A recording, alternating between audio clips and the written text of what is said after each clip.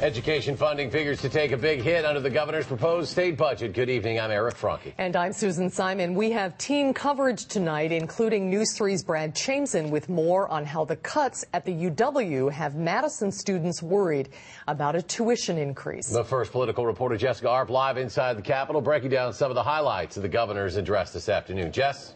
Well, Walker says his proposal is a return to frugality and moderation, saying the state needs a, quote, leaner and cleaner government. The proposed two-year budget cuts aid for local school districts by $834 million, an 8% cut. Then on top of it, sets revenue limits that reduce the amount districts can spend per student by an average of $550.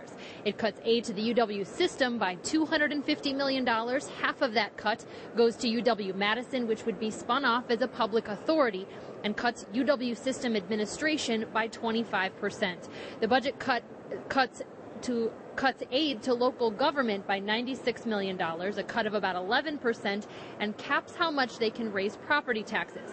There are some increases, including $410 million in the transportation budget and some new positions in the Department of Justice. Overall, Walker says the budget is a return to frugality and moderation.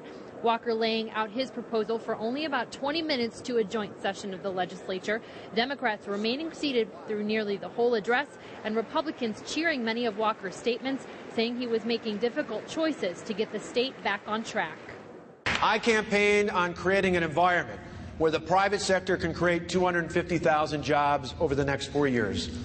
Our budget lays that foundation by freeing taxpayers to create jobs in the private sector, by limiting the size and scope of government, and by focusing our government on meeting core priorities.